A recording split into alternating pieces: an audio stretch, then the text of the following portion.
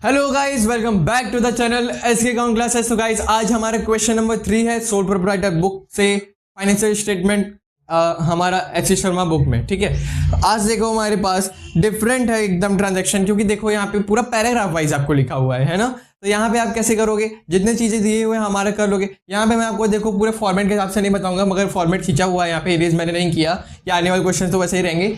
But यहाँ पे देखो आपको जो जो मेन चीज एक दो निकालनी है मैं वहाँ पे आपको बता दूंगा। ये फॉर्मूला हमारा 2 होता है, ये देखो हमारा COGS का ही फॉर्मूला है, बट मैंने क्लोजिंग स्टॉक के हिसाब से लिखा है क्योंकि हमें एक क्लोजिंग स्टॉक फाइंड करना है, एक COGS फाइंड करना है।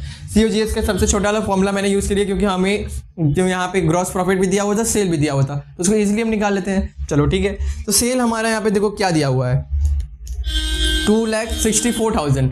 2,64,000 में से रिटर्न इनवर्ड और रिटर्न आउटवर्ड दोनों दिया हुआ है। रिटर्न इनवर्ड क्या होता है, जो हमारे पास आया कि हमारे पास क्या था, बेचा हुआ, तो रिटर्न इनवर्ड हमारा क्या हो गया, सेल रिटर्न। तो यहाँ पे देखो रफ पार्ट अगर आप करोगे यहाँ पे, तो हमारा सेल दिया हुआ है 2,64,000। ठीक है, अब उसमें से माइनस करोगे हमारा रिटर्न इनवर्ड कितना है, 2,000।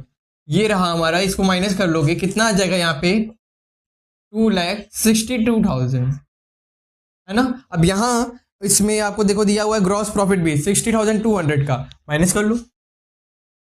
60,200 हटा लिए, कितना आ गया हमारा यहाँ पे, 2,01,800।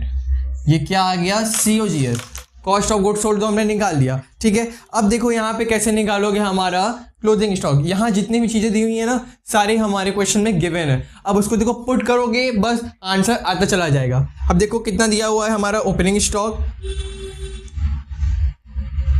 20,400 ओपनिंग स्टॉक है।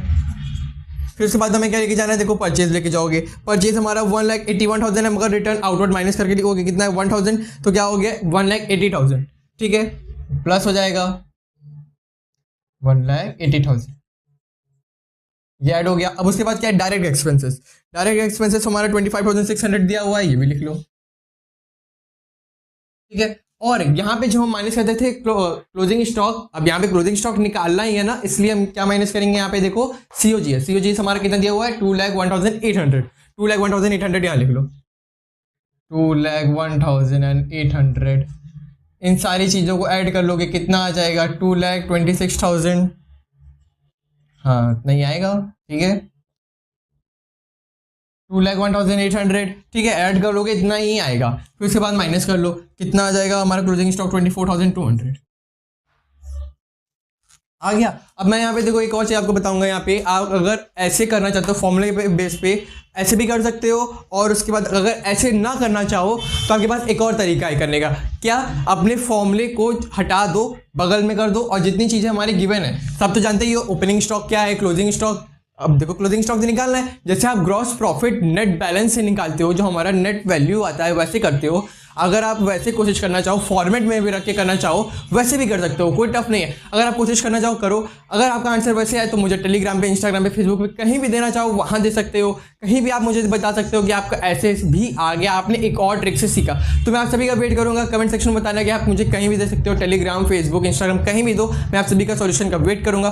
तब तक के लिए गुड बाय गाइस, और मैं अगले चैप्टर्स के लिए आपको बहुत सपोर्ट करूंगा, इसलिए चैनल को सपोर्ट करो, आप भी सब्सक्राइब कर लो अपने चैनल को।